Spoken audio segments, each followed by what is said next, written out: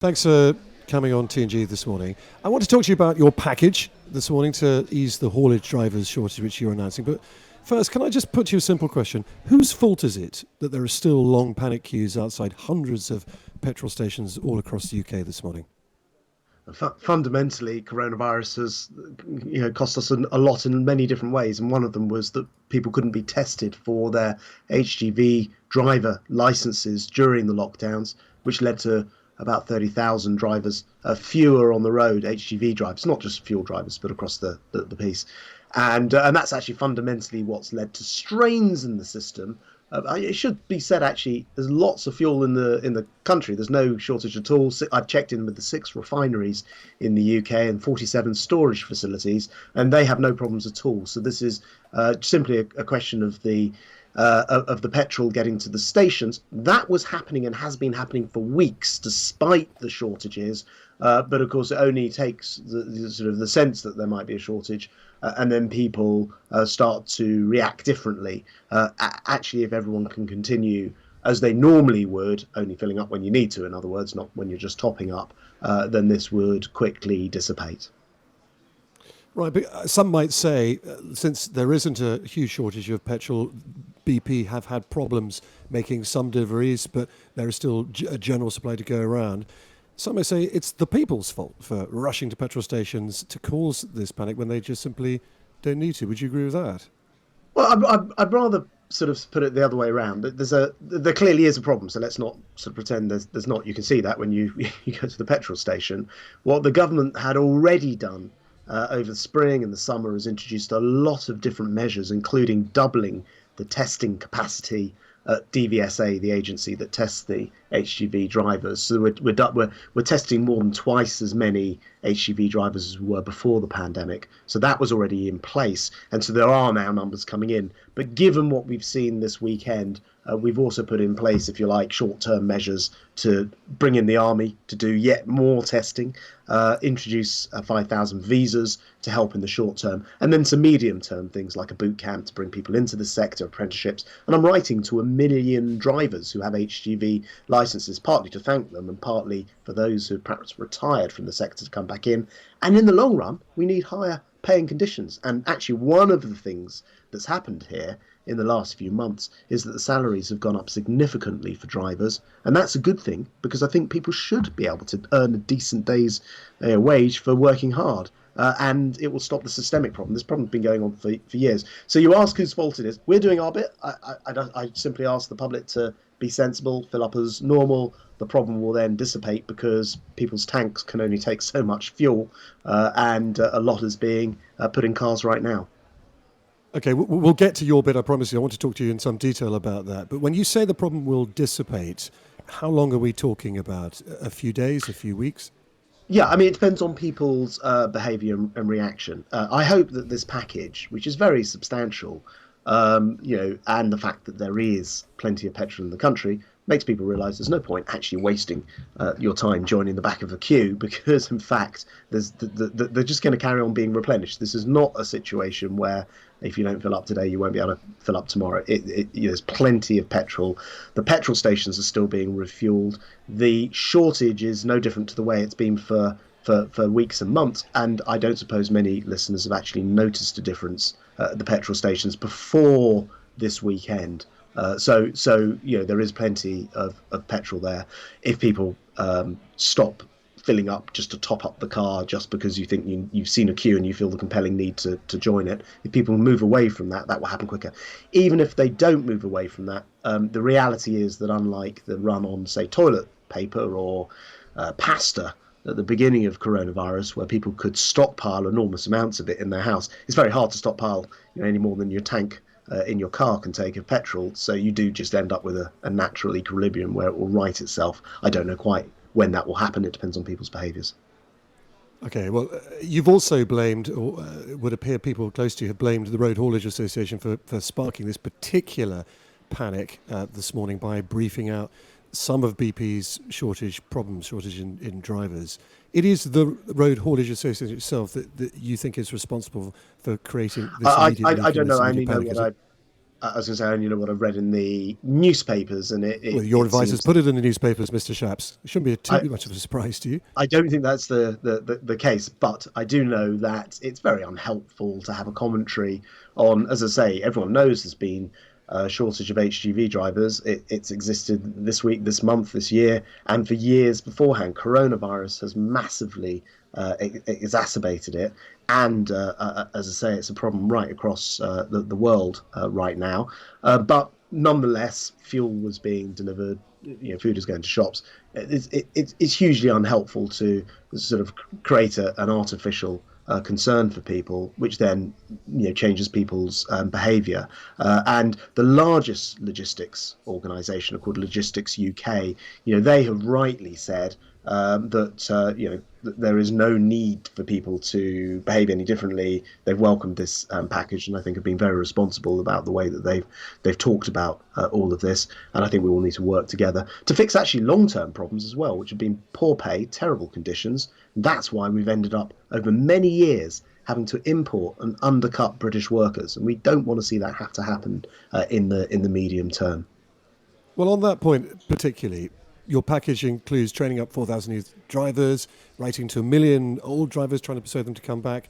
But the controversial point is 5,000 visas for drivers from abroad for 3 months up till Christmas. Now, for months, you've been saying that importing lorry drivers from abroad is precisely the opposite of what needs to happen here, because that's not what Brexit was all about. You have just changed your mind. Why? Well, look, I don't want to. I equally am a pragmatic guy, and I don't want to see queues at our petrol stations. I want to reassure people. The reality of this is that actually, for months, despite there being a tight market in HGV drivers, people won't have noticed a particular problem at the petrol stations. In fact, what BP were actually saying in this meeting that was reported out was, occasionally you might get super unleaded or something out at one of the pumps, but you'd fill up with unleaded or go to the next pump. It was at that kind of level. Clearly, though, we can't just stand by and see queues without both reassuring people and taking practical measures to try to fix it. So I've called in the army, for example, to train not to train, to help test at DVSA, to bolster, to surge the testing so we can get more people onto the road more quickly. And as you say, 5,000 visas, just so we can do whatever it takes, essentially, to make sure that in the lead up to Christmas, goods and food and petrol is able to get around the country. But no, you're right. It's not something that we want to do in the very long term, because we believe that why should you, as a British worker, not be able to be paid a decent salary? Well, begs the for a question hard why you've day's done work? it, Mr. Shapps. That's what I'm trying to get to the bottom of why Well, you've changed your mind. well, I Because mean, what's been happening, if I can possibly put it to you, is that you've had a standoff with the HGV industry, the big deliverers to supermarkets, and like you've said to them, if you want more drivers, pay them more. We're not going to import cheap labour to do it anymore, which is a perfectly defensible position.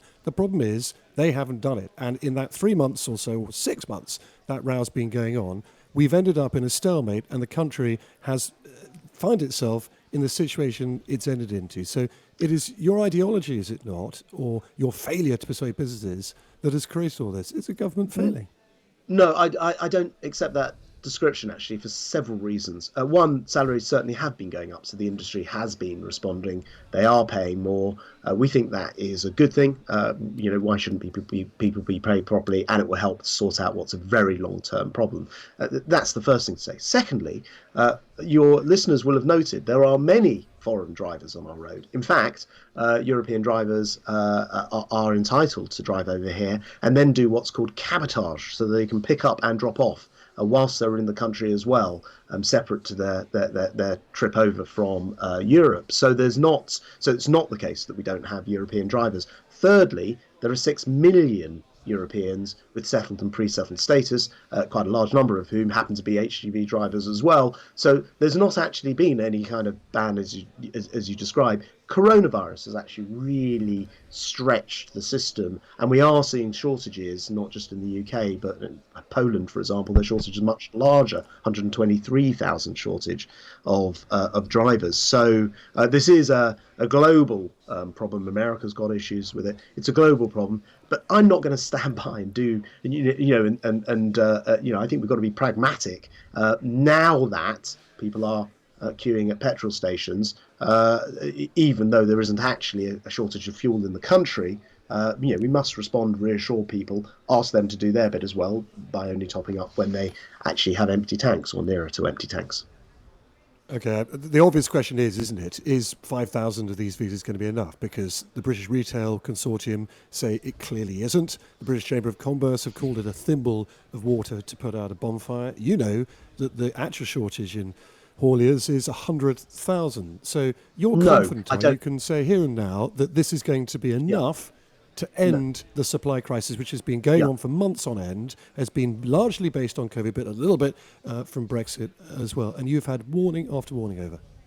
So first of all, I note that you selectively quote, but don't quote the largest logistics HGV organisation in the country, who are called Logistics UK, who say this is a huge step forward, very helpful, and that it will certainly help to resolve the crisis. So as with all these things, it depends who you listen to. The actual number, I know it's regularly quoted of 100,000 shortage, is also not an accurate number, but I won't bore you with all the detail of this. But some of these numbers are thrown around very regularly, and in fact, there's a lot more detail behind them. What most people will have experienced in recent weeks where we've had these shortages, it is no difference at all.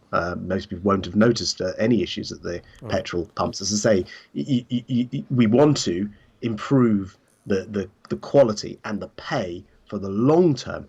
And No, I just lastly, understand. you mentioned Brexit on this. It's important to understand one of the things we've been able to do is to streamline the testing of HGV drivers. It's largely bureaucracy and administrative changes to the tests that's enabled me to already double the capacity of HGV tests, something I couldn't have done under the EU directives. So actually, in some ways, and I'm not making this as a great sort of Yeah, you made Brexit that point, point, Mr. Shapps. You made that point at times but in some ways, already. we I just wouldn't have been able simply, to do these things. you made that point already. I'm simply asking you to give me a time frame when this will end, when the supply crisis will end. I've asked you several times and you haven't. Is it going to be days or weeks? So when you say that, there's been a shortage of drivers for years. So it is certainly going to take, considerable amounts of time to alleviate this long-term shortage of drivers, which has gone on for 5 years. If you talk to the boss of Logistics UK, he came into the job 5 years ago. The first problem on his desk was the shortage of drivers. It's never changed. So that's going to take time to unwind. But the short-term Sounds like measures, months or years. yeah. I mean, it will take months to years to fully unwind, but the short-term issue can actually resolve itself immediately because we don't actually have a shortage if people can understand that the short-term packages that we're bringing in now, the army coming in for more testing, the visas, is going to alleviate things between now and Christmas. The medium-term boot camps appealing to drivers to drive for Britain, the long-term paying conditions, we'll see all of those things resolve it. I can't give you an exact day and hour because it does depend on millions of people's behaviour, obviously, when it comes to the petrol pumps as well. Okay, let me move on to another issue of transport that is really beginning to concern people. We've obviously seen the price of gas rocketing over the last few months.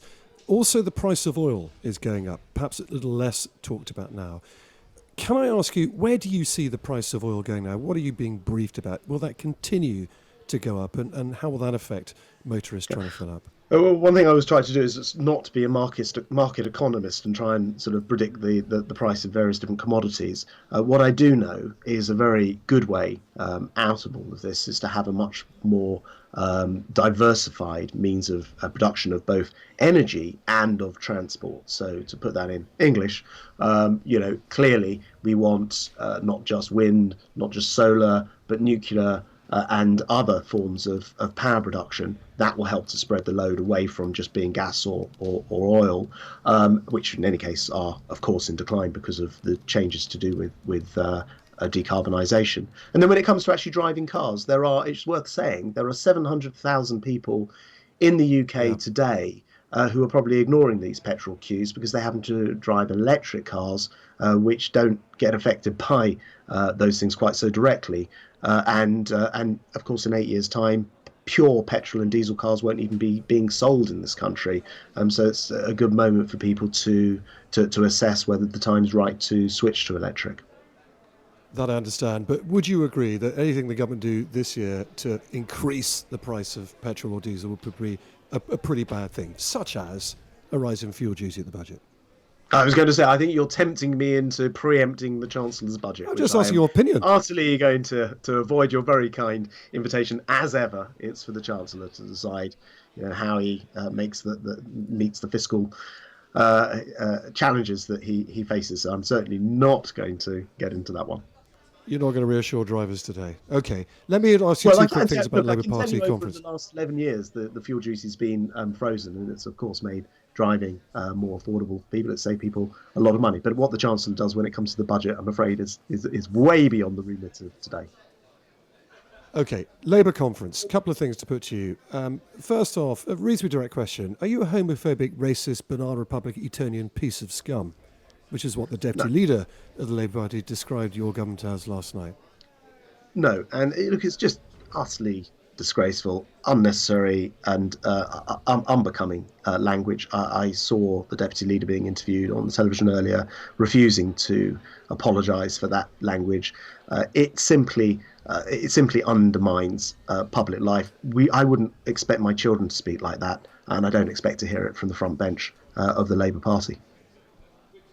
And your reaction, please, to Keir Starmer's announcement overnight of a £1.7 billion tax bill coming on private schools. This is, of course, removing the charitable status, so they will have to pay full VAT and business rates. Is the time coming, perhaps, with the huge pressure on public finances, to look again at private schools' charitable status?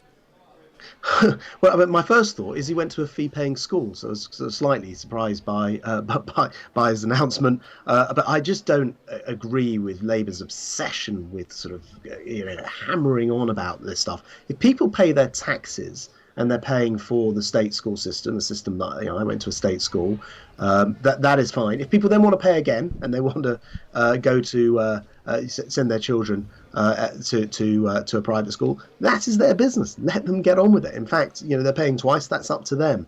But Labour are just obsessed with, despite Keir Starmer's own fee-paying education, seemingly bashing people for the way they live their lives. I'll take that as a no. Morning, Isabel. Mr. Shapps. That's a no. Hello, it's Isabel here. I've just got a Hi, quick Isabel. question. A lot of the questions that Tom's been asking you about are about the cost of living.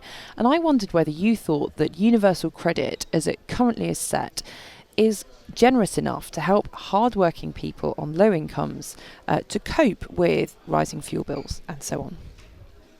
Yeah, and you're probably asking this because of the end of the universal credit uplift, which was brought in specifically at the beginning of coronavirus and to help people through it. And I think no one would disagree that the support the government's provided, 407 billion of it, has been extremely generous and well received. We do have to bring these schemes to an end, furlough being another one of them. Otherwise, we're in a position of simply having to raise taxes somewhere else, and quite a lot of tax. It costs about 6 billion a year to do that uplift in order to run a system.